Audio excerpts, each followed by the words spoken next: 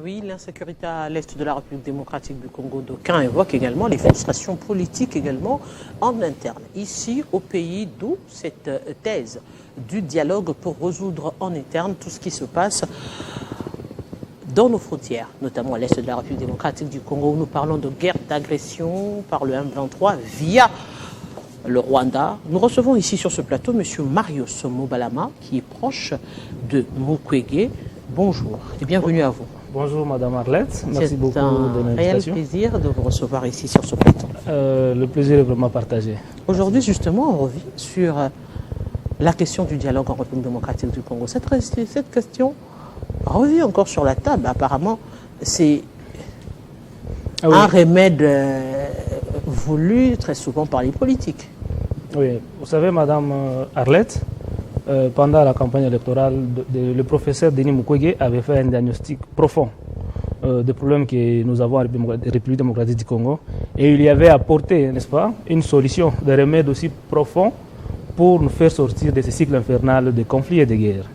Et pendant ce temps, Denis Mukwege a proposé trois pistes: mettre fin à la guerre, mettre fin à la famine et mettre fin au vice. Mais quand vous voyez la situation dans laquelle nous sommes en train de vivre, nous sommes toujours dans le même cycle de guerre qui ne se termine pas. La population fait face à une famine qui ne dit pas son nom. Et le vice dont Denis Mukwege avait évoqué fait partie aujourd'hui des mots de vie. Le vice dont nous pouvons parler, la corruption, les détournements, l'impunité, tout ça, ce sont les choses que nous sommes en train de vivre aujourd'hui.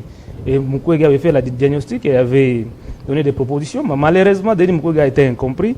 Et vous êtes sans oublier qu'il y avait eu une campagne de diabolisation, de diffamation contre Denis Mukwege, mais tout ça n'a pas amené le docteur Denis Mukwege à baisser le bras et continuer son combat comme il a toujours fait. Et voilà qu'aujourd'hui, le docteur Denis Mukwege, il est dans un balai diplomatique sur le plan national et international. Vous êtes sans ignorer qu'aujourd'hui, la cité de Panzi est plus visitée que la cité de Loïa. C'est ainsi que le docteur Mukwege est en train de se battre pour arracher, n'est-ce pas, la conférence internationale pour la RDC, afin que la paix soit une réalité. Parce que depuis un certain moment, ici au pays, on a essayé un peu de limiter les problèmes que nous avons, les conflits que nous avons, à un conflit bilatéral entre la RDC et le Rwanda, ou également un conflit qui concerne seulement la RDC, le Rwanda et l'Ouganda. Et pourtant, les tireurs de ficelles sont ailleurs. Plusieurs fois, ceux qui sont au pouvoir aujourd'hui ont accusé les Rwandais. Et ils se contentent d'avoir accusé les Rwandais comme l'agressé de notre pays. Mais pourquoi nous, on accuse les Rwandais, mais les Rwandais ne cessent d'avoir les soutiens, n'est-ce pas, de la communauté internationale? C'est ça aussi la question qu'il faut se poser. La question aujourd'hui de la conférence internationale pour la République démocratique du Congo, vous venez de le dire, la cité de Panzi est très visitée, d'où cette connotation qu'on avait voulu coller au docteur Mukwege pour dire que c'est un produit purement du lobbying international, parce qu'aujourd'hui, cette image qu'on a de la communauté internationale vis-à-vis de la République démocratique du Congo, ce n'est pas un regard de confiance. Comment arriver à faire confiance au docteur Mukwege par rapport à cela et à l'organisation de la conférence internationale pour résoudre la question, les vraies questions de la République démocratique du Congo? Vous avez très bien dit, madame, que notre pays a largement perdu confiance par rapport à la communauté internationale. Mais pourquoi? Pourquoi nous sommes plus crédibles? Il faut analyser, vous êtes journaliste d'investigation, une dame qui est depuis des années dans le média, vous savez, fait des recherches. Tous les indicateurs socio-économiques sur lesquels, n'est-ce pas, on peut s'appuyer pour juger, pour donner confiance à un pays, sont au rouge. Quand vous voyez par exemple l'IDH, l'indice de développement humain, quand vous voyez, vous allez vers les indices de transparence internationale, le niveau de la corruption, n'est-ce pas, des détournements au pays, c'est ça, ces éléments-là qui font à ce que notre pays puisse perdre confiance. Ouais. Et aujourd'hui, si Mukwege est au niveau où il est, ce n'est pas parce qu'il lui a fait un cadeau. Peut-être que je peux essayer un peu de vous choquer, Madame Arlette. Denis Mukwege est aujourd'hui prix Nobel de la paix. Oui. Ce n'est pas parce qu'on lui a octroyé ça comme ça. Denis Mukwege a travaillé toute sa vie pour le bien-être de sa population. Et dans des conditions dont on ne peut pas, je ne saurais pas décrire ici. C'est ce travail-là qui a amené, j'ai fini ma réflexion, qui a amené le docteur Denis Mukwege à être primé comme prix Nobel de paix.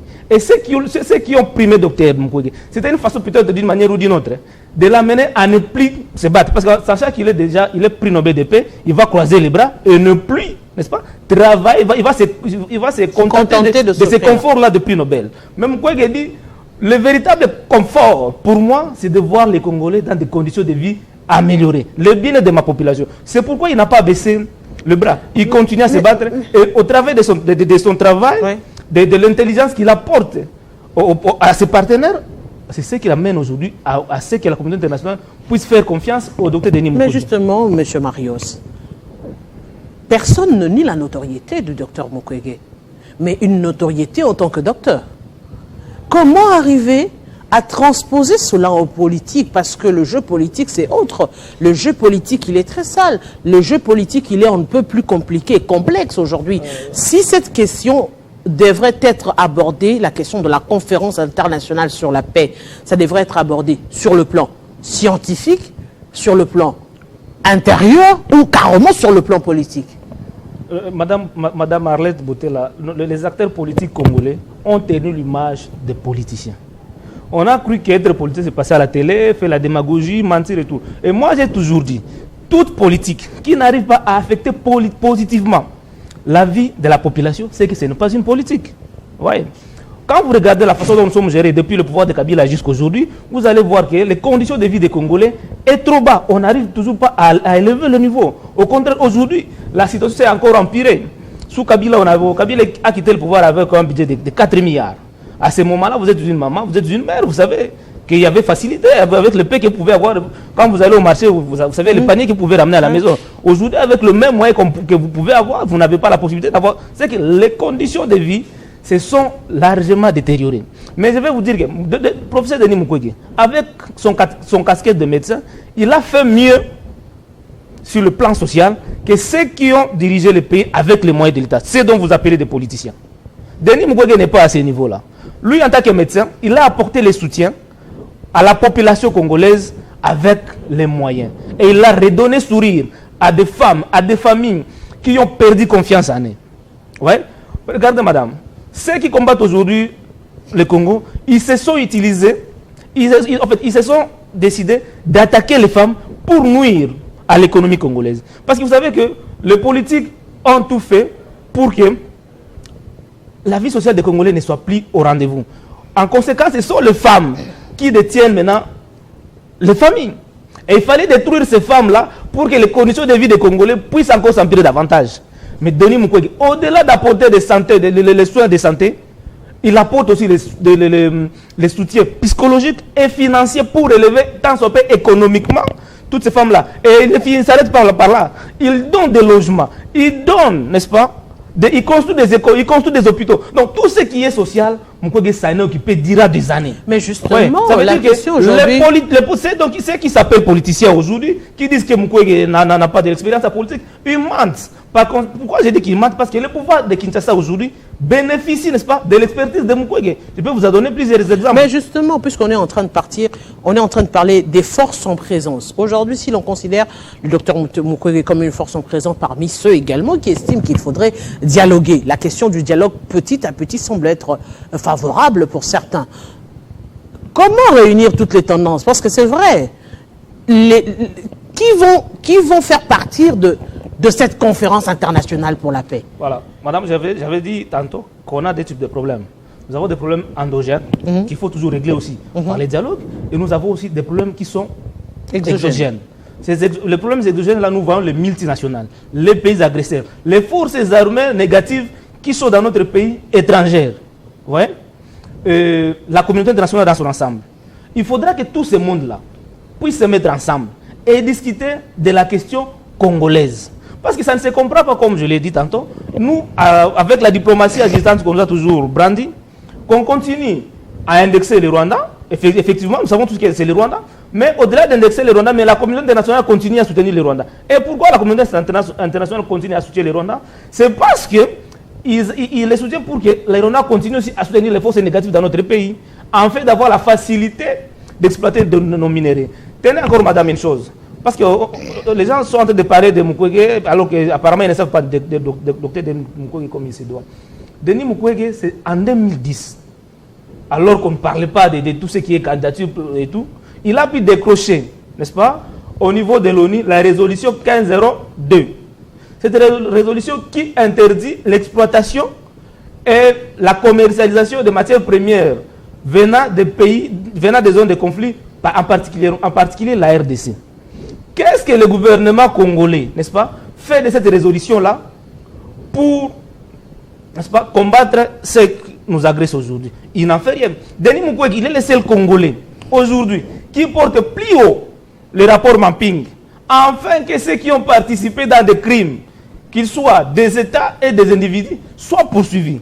Et quand Mukwege mène ces combats-là, il les mène à titre individuel, il les mène comme un acteur de la société civile. Mais justement... Ouais. Mais quand c'est l'État congolais, madame, qui mène ces combats, par exemple, le président de la République écrit seulement une lettre au Conseil de sécurité des Nations Unies, on les répond et on peut l'écouter. Mais Denis Mukwege, est-ce qu'il a, la force la force politique du pays? Il n'en a pas. Mais justement, comment arriver à faire accepter cette proposition? C'est ça. Il faut d'abord commencer par convaincre la communauté internationale, les pays détenteurs des multinationales. C'est pourquoi, récemment, ici, Denis Mukwege, il y a eu un balai diplomatique à Panzi. Les diplomates venant de partout dans le monde, ils sont allés rencontrer Denis Mukwege dans son Panzi. Mais justement, il le rencontre, lui, en tant qu'individu. Oui, en tant que politique. Il discute, il donne des propositions. Il n'est pas dans la politique active. Madame, qu'est-ce que vous appelez? Aujourd'hui, s'il faudrait arriver à avoir une conférence internationale pour la RDC réussie, ça veut dire qu'il faudrait des forces en présence en République démocratique du Congo. Les forces politiques que le gouvernement en place acceptent cette idée pour arriver à négocier, à discuter sur la table. Aujourd'hui, si l'on veut, lui, organiser cette conférence internationale avec son lobbying, avec les multinationales, mais en face d'eux, il y aura qui? Il y aura quelle force en présence? Il y aura le gouvernement congolais, il y aura la partie rwandaise, par exemple, il y aura la partie ougandaise, pour justement résoudre cette question je dirais, de la paix dans son entièreté. J'avais déjà répondu à cette question-là. La démarche est de réunir tous les acteurs qui interviennent dans les conflits congolais. Il y a ceux qui financent, n'est-ce pas, le pays agresseur. On les connaît tous. Ce sont les acheteurs de notre matière première. Alors que nous avions déjà, comme je l'ai dit, acquis cette résolution-là qui interdit l'exploitation et la commercialisation par la communauté, par l'ONU. Je parlais de pays agresseurs. Nous parlons toujours du Rwanda et de l'Ouganda. Nous-mêmes les agressés, nous sommes des acteurs. Nous devons aussi participer. Il y a aussi des forces négatives. Vous êtes sans ignorer qu'en 1994, on nous a forcé d'accepter les Hutus avec armes et munitions sur notre territoire. Toute une armée bien organisée. Ils sont venus chez nous. Ils sont là. Pendant 30 ans, ils ont eu des enfants, ils se sont organisés. Mais la question, justement, la question des FDR. C'est toutes ces forces-là qu'il faudra inviter. La question les rebelles ougandais qui sont aussi dans notre pays. C'est tous ces mondes-là qu'il faudra inviter à la conférence internationale pour que nous puissions savoir, nous, la RDC, qu'est-ce qu'il faut pour que la paix revienne totalement. Mais parlons justement de la question des FDLR. Aujourd'hui, plus de 30 ans après, comment, alors que le gouvernement congolais a reconnu que les FDLR ne représentaient plus un danger, on supposait qu'ils n'étaient plus armés, mais aujourd'hui cette question peut revenir plus de 30 ans après pour identifier des personnes qui n'ont pas été armées, qui n'ont plus été armées pendant plus de 30 ans, qui ont connu une réinsertion sociale, parce qu'il faudrait le dire. Aujourd'hui, comment identifier le FDLR de l'homme marié qui habite dans ce coin-là, qui a eu des enfants en bonne et due forme? Est-ce qu'on assimile forcément les enfants des FDLR au FDLR? Ce sont des questions que l'on doit se poser actuellement. Madame Arlette, une très belle question que j'apprécie beaucoup, l'intelligence dont vous faites preuve. Et c'est pourquoi moi je me suis toujours demandé, quand le gouvernement congolais envoie des négociateurs dans le processus de Luanda et dans le processus de Nairobi, qui sont ces acteurs-là, qui sont les experts congolais que nous envoyons par rapport aux experts que le Rwanda envoie. Madame, tenez, quand le Rwanda envoie ses experts dans ces négociations, ils envoient qui? Ils envoient le ministre des Affaires étrangères, Vincent Biruta, un monsieur qui est dans la politique rwandaise depuis plus de 20 ans. Il a été plusieurs fois ministre, il a été président du Sénat au Rwanda, et aujourd'hui c'est lui le ministre des Affaires étrangères. On envoie James Kabarebe, qui a participé à la guerre d'agression en RDC, qui a été chef d'état-major général de nos forces ici sous Kabila, qui est aujourd'hui ministre de coopération internationale au Rwanda. Donc il a la maîtrise de tout ce qui s'est fait. Et tout ce que nous vivons aujourd'hui, c'est leur politique. Ils en savent quelque chose. Non, la question que je me pose, nous quand nous envoyons les nôtres, qui est-ce que nous envoyons? Madame, peut-être si je vous demandais quel est le nom de l'actuel ministre des Affaires étrangères, peut-être vous ne le savez pas, il faut regarder sur Internet. Ouais. Donc les personnes que nous envoyons, ils n'ont pas la carrure par rapport à ce que le Rwanda envoie. Et c'est pourquoi, par moment, on est en train de tâtonner, tantôt d'accepter d'aller traquer les FDLR. Moi, c'est pourquoi je suis fier, madame, aujourd'hui, n'est-ce pas, de soutenir Denis Mukwege. Parce que Denis Mukwege, il est incompris. Lui, il sait voir. Il voit et il donne des propositions pour anticiper au problème. Mukwege avait dit, dans son temps, que n'organisez pas le départ précipité de la MONUSCO. Parce que si la MONUSCO partait, c'est la population qui sera en danger. Aujourd'hui, que cette question-là puisse se soulever. La population va se vouer auprès de qui? Quel sera le rempart de la population? Parce que nos FARDC, ils sont limités quand il s'agit d'entrer dans le Congo profond. Vous savez qu'il y a des zones qui ont été prises parce qu'il n'y avait pas, l'armée congolaise. Les assaillants arrivent, ils trouvent la zone, elle est non sécurisée. Et Mukwege avait alerté, ne laissez pas la MONUSCO. Parce que si vous laissez la MONUSCO, il y aura un vide. Et c'est la population qui paiera encore la charge. Revenant au FDLR, c'est en 1994 que ces hommes-là sont entrés. C'est une fabrication purement de la communauté internationale avec l'opération turquoise sous l'égide de Minoir avec les contingents français. Ils sont entrés sur notre territoire avec armes et munitions. Le gouvernement à l'époque de Léo Kengwadou s'y était opposé. Mais ils ont forcé, ils sont entrés. Et lors de la guerre de libération de AFDL, accompagné par les Rwandais, qu'est-ce que les Rwandais ont fait? Au lieu de désarmer ces Interahamwe, ils les ont combattus jusqu'à les repousser dans nos forêts. Donc c'était la politique des Rwandais de les repousser à des milliers de kilomètres de nos frontières. Et pourtant, si j'ai bonne mémoire, selon les HCR, s'il y a des gens comme ça, il faut les mettre à plus ou moins 750 km de frontières. Mais ils les ont renvoyés dans nos forêts. Et dans nos forêts, ces hommes-là se sont organisés. Ils ont exploité des minéraux. Et au-delà de ça, ils ont tué et violé. Et aujourd'hui, ces gens-là se sont confondus aujourd'hui à la population congolaise. Imaginez-vous un enfant qui est arrivé à l'âge de 10 ans. Aujourd'hui, il a 40 ans. Ça veut dire qu'il a la maîtrise de la langue congolaise. Il a la maîtrise de tous les villages, de toute la forêt. Donc nous, Congolais, par moment, nous n'avons pas le contrôle. Et ces hommes-là, avec notre armée, nous savons le problème qu'il y a dans l'armée aujourd'hui, infiltrés par les mêmes hommes qu'on veut envoyer pour aller traquer ces gens-là. Il fallait que la communauté internationale trouve solution à cette question-là. C'est pourquoi Denis Mukwege, encore à son temps, je parle de ce monsieur, de ce grand esprit, qui proposa que l'ONU nous trouve une mission d'imposition de la paix en RDC, qui aura une mission contraire de la MONUSCO, parce que la MONUSCO était une mission d'observation. Et il fallait maintenant une mission d'imposition de la paix. Rappelez-vous, madame, qu'il n'y a pas...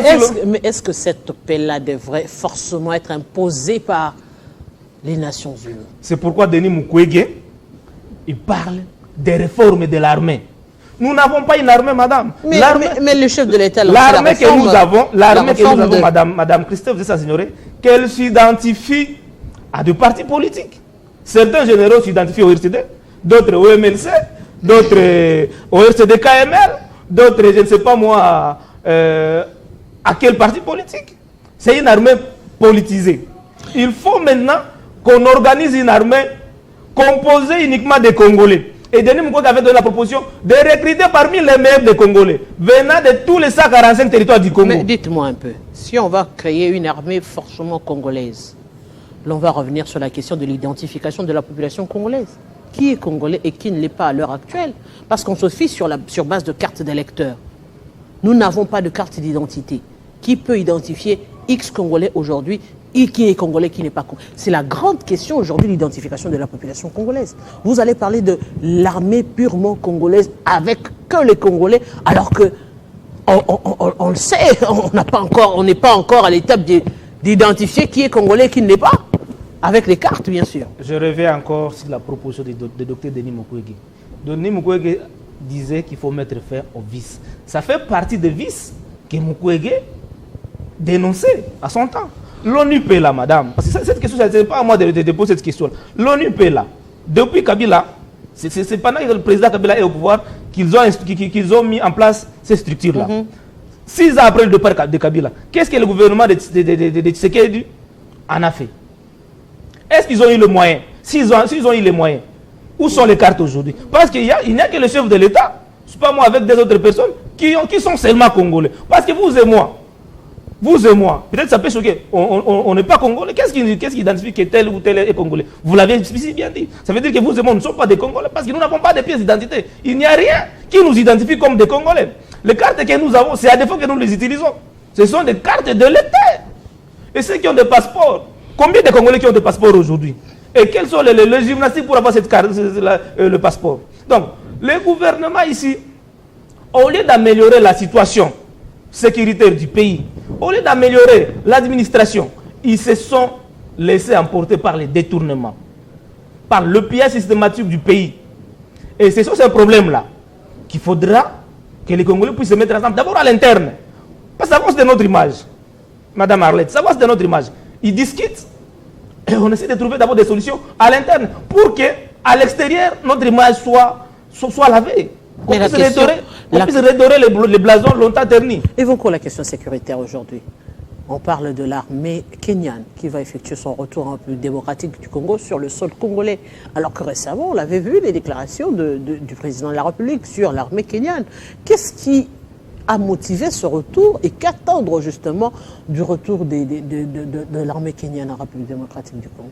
Vous savez, dans le plan de paix proposé par Denis Mukwege, nulle part le Dr Denis Mukwege a demandé à la communauté internationale de faire le travail que nous devons faire. Oui. Vous êtes sans oublier qu'il y a récemment ici, certains contingents sud-africains ont été tués sur notre territoire. Vous avez senti la pression qu'a eu le président Ramaphosa. Et ses compatriotes se sont levés contre lui. C'est pour dire quoi? C'est pour dire qu'il n'y a que nous, Congolais, qui devons nous lever. Qui devons nous lever et accepter le sacrifice suprême pour notre pays. Personne d'autre. Denis Mukwege alerta encore à son temps. Et non, ça c'est une défaillance. Vous êtes en train d'extravertir la sécurité des Congolais. Et ça ne se justifie pas. C'est nous seuls. Lorsque la force de l'EAC est arrivée, encore le pouvoir en place a traité Denis Mukwege de tous les mots, des jaloux, c'est pas moi de qui. Et aujourd'hui, on est en train encore de donner raison au docteur Denis Mukwege. C'est notre armée qu'on doit réformer, de fond en comble. C'est anormal, Madame Bouletta, que ici au pays, qu'on se contente ou bien qu'on défende ceux qui détournent l'argent de l'État, n'est-ce pas? Et que la vie des militaires soit abandonnée comme ça. Parce que ce sont ces militaires-là qui partent au front. Ceux qui nous agressent, ils prennent le temps, madame, de former leur armée. Quand la communauté internationale donne l'argent au Rwanda, n'est-ce pas? Ils investissent dans l'armée. Tous ces jeunes Rwandais-là qui vont combattre aux côtés des agresseurs de notre pays, ils viennent des grandes écoles de formation militaire. Avec l'argent que la communauté internationale donne au Rwanda. Mais nous aussi. Mais par moment, maintenant je m'excuse, par moment aussi, nous sommes soutenus par la communauté internationale. Cet argent passe où? Et si ça part dans les sens d'améliorer le niveau de vie des Congolais, c'est entrer dans les poches des individus. Et par là, on n'est pas sérieux. Il n'y a que Dr Mukwege aujourd'hui au Congo. Ça, je vous le dis, madame, qui est audible, qui est écouté au niveau de la communauté internationale. C'est pourquoi, je finis par là, c'est pourquoi je dis, Dr Denis Mukwege est un atout diplomatique pour la RDC. Et le gouvernement de Kinshasa a intérêt de rencontrer ce monsieur pour qu'il puisse donner son expertise. Apparemment, il est ouvert au dialogue. Mukwege n'a jamais été hostile. Il n'est pas un ennemi du Congo. Parce que son combat de tous les jours, c'est le bien-être des Congolais. Et il a toujours été disposé. Je vous donne un exemple. Madame Arlette. Son Excellence, la première ministre était à Kisangani récemment, ici pour célébrer le Génocauste. Il a évoqué la nécessité d'établir le tribunal pénal international pour la RDC. Okay? Et Dr Denis Mukwege, il est très avancé à la matière. Il a une documentation, il a des statistiques, il a des preuves, il a tout à travers les rapports mapping. mais que madame, la première ministre, elle est congolaise, qu'elle approche, qu'elle aille à Panzi, rencontrer le digne fils du pays, Dr Denis Mukwege, pour qu'il lui donne des pistes et des solutions. Aussi, madame, vous suivez, je suis sûr que vous suivez l'actualité au niveau international. À Bangladesh, il y avait des conflits qui ne se terminaient pas. Les étudiants avec le pouvoir en place, la population, il y avait un désordre total, il y a eu des morts, il y avait vraiment presque ce que nous sommes en train de vivre aujourd'hui. Mais la population s'est en fait rabattie sur Mohamed Younous, qui est leur prix Nobel de paix, qui a travaillé aussi, comme Dr Mukwege est en train de le faire pour nous. Et c'est lui à qui on a donné la charge, n'est-ce pas, de former le gouvernement. Pourquoi nous aussi, Congolais, on ne peut pas se rabattre sur notre digne fils, Denis Mukwege, afin qu'il puisse nous faire sortir de cette impasse ici, qu'il puisse nous aider, n'est-ce pas, à mettre fin de façon durable, sans guerre. Parce qu'il est possible, madame, de finir ce que nous vivons comme guerre ici. Mais c'est les langages aujourd'hui de tous les politiques. Si on va du côté de l'opposition, on voit en vol qu'il y a tout un carnet, tout un programme sur la résolution de la crise de l'insécurité en République démocratique du Congo. Mukwege en a également, mais pourquoi ne pas fédérer justement pour donner, regarder comment concorder des différents points de vue ou encore approches pour justement le bien-être de la population, parce que vous le voulez, vous tous, vous le dites, que vous voulez le bien-être de la population. Pourquoi ne pas fédérer ensemble pour justement trouver cette paix tant recherchée par la population en lieu et place, de brandir des remèdes et de faire croire, de donner des espoirs à cette population qui n'a besoin que de la paix. Vous avez dit que Denis Mukwege n'était pas politicien. Effectivement, Denis Mukwege, il n'est pas dans les diaries, il n'est pas dans les folklores, il n'est pas comme nous autres à la télé. Denis Mukwege, il vient avec des propositions concrètes et des faits sur le terrain. Ouais. Contrairement à tous ceux que aux autres, ceux que vous estimez être politiciens, qui n'ont rien fait pour la population. Denis Mukwege, depuis des années, il a la posture, n'est-ce pas, d'un chef de l'État. Il travaille comme un chef de l'État jour et nuit, avec ses propres moyens. Mais sa partie n'est pas le Congo entier. Non, s'il vous plaît, madame, Denis Mukwege ne travaille pas pour Bukavu, pour Goma. N'est-ce pas? Allez vous renseigner à ma campagne. Sur Avenue Forêt, en face de la résidence de Papa Wemba, là où il y a la fondation Panzi, il y a des statistiques, n'est-ce pas, madame? Tous ceux qui ont été victimes des atrocités de Mobondo, dans les Kouilou, dans les Maïndom, ils sont soignés gratuitement à la fondation Panzi à Kinshasa. Plus de 700 familles, madame Arlette, ils sont là, allez-y. Vous allez avoir des statistiques. Ils sont là, ils ont travaillé, ils travaillent. Les victimes de Kamouena, Sapouda, les Kassai, la fondation Panzi est allée à leur secours. Il a donné des moyens. N'est-ce pas? Il a soigné et il continue à le faire.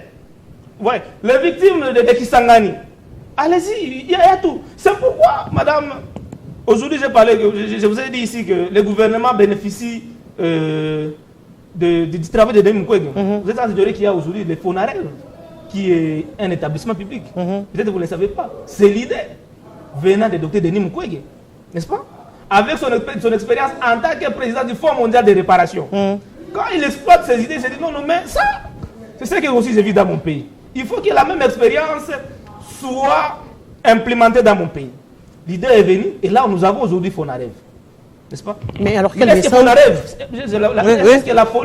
le Fonarev approche Denis Mukwege pour que Denis Mukwege donne des éléments? Parce qu'il y a des gens qui sont en train de se dérouler de la ligne droite des idées de Dr Denis Mukwege. Et c'est normal qu'à Kinshasa ici, on finance les musiciens par le Fonarev. Vous voyez, partout dans la ville de Kinshasa, il y a des calicots de certains musiciens pour le compte de Fonarev qui chantent à Lingala encore des surcroît. Au lieu d'aller soutenir la population qui était victime, parce qu'ils sont des mieux qu'on donne à ces artistes et musiciens-là. Pourquoi ne pas prendre cet argent-là, aller donner aux victimes? De trouver un artiste, parce que chaque coin du pays a ses stars qui chantent dans le même langue que les victimes.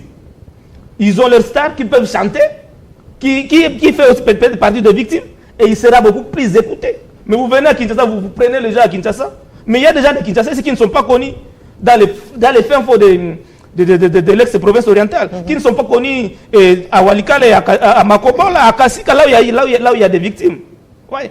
Et pourtant, L'argent est là. Il y a la redéfense minière qu'on paye au FONAREV. Il y a des financements qui viennent de la communauté nationale pour les FONAREV. Ouais. Donc, Mukwege, quand lui parle, c'est avec des faits. Il est sur le terrain, il travaille pour le... Et cela depuis plus de 40 ans, Madame Arlette. Comment je dirais, que direz-vous au membre du gouvernement, au gouvernement en place? Parce que c'est ce gouvernement qui pilote les choses, qui peut impulser, qui peut booster les choses. Il y a un problème, madame. Vous avez suivi, il y a déjà des tentatives de remanier les gouvernements. Ce qui tue ce pouvoir ici, c'est le populisme, c'est le népotisme. Et il a perdu confiance des acteurs politiques. Et ça a entraîné, n'est-ce pas, l'absence de la cohésion nationale. Et c'est là qu'il se trouve maintenant en difficulté pour gouverner le pays. Vous avez suivi le président de la République lors de sa sortie médiatique sur une chaîne de radio à partir de Bruxelles. Comment il a traité ses adversaires politiques?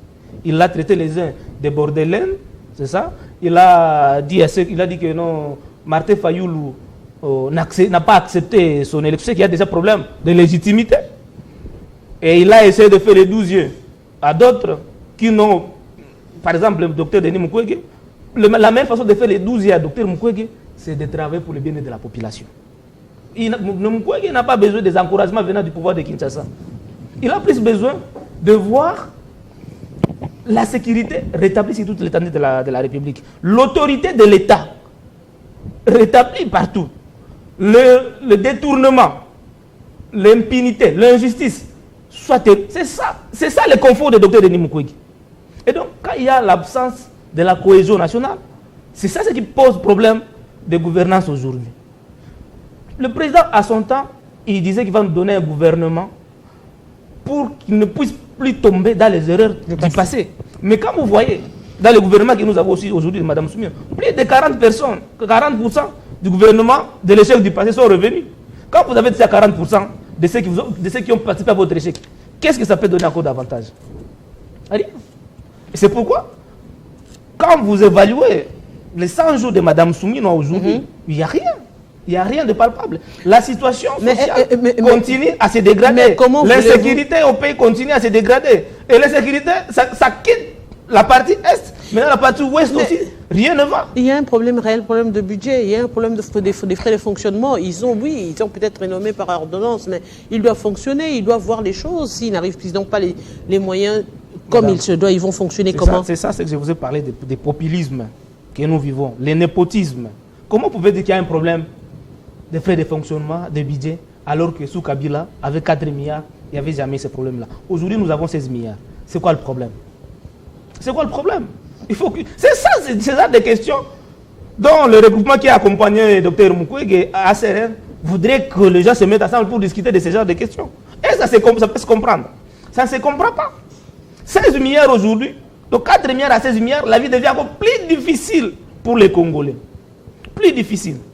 C'est ça le problème. Donc, en plus, le pouvoir a perdu confiance des Congolais, a perdu confiance de tous les acteurs politiques. Ceux qui nous gouvernent, ils ne sont pas crédibles.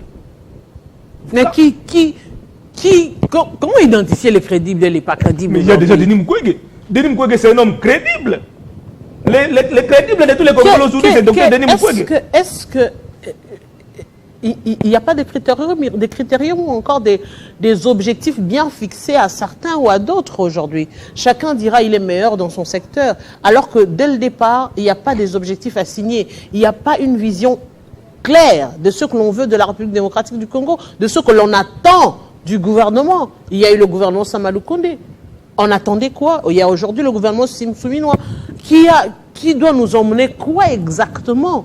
Aujourd'hui, c'est au regard de ces prospections que l'on peut dire oui, ils ont échoué ou ils n'ont pas été à la hauteur, parce qu'on voit les gouvernements de warriors, le gouvernement de ceux-ci, des technocrates et consorts, que des mots, mais on ne sait pas exactement dire ils étaient assignés à quoi, est-ce qu'ils l'ont fait, est-ce qu'ils ne l'ont pas fait. Non, j'ai constaté qu'il y a une ferme volonté par ce gouvernement de ne pas réussir. Hein? Une ferme volonté de ne pas bien faire les choses. Tous ceux qui ont échoué dans le gouvernement de M. Tshisekedi, ce sont tous ces gens-là qui sont encore aujourd'hui au pouvoir. Madame Soumino,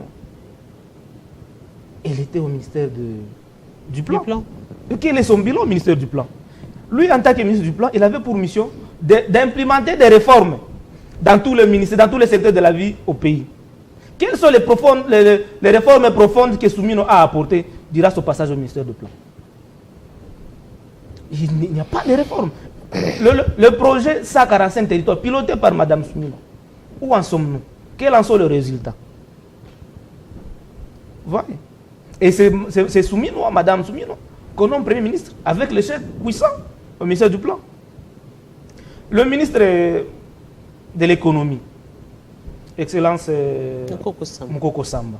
Vous savez que c'était le premier Congolais à être révoqué par le pouvoir de Tshisekedi, alors DG de l'ONATRA. Ouais.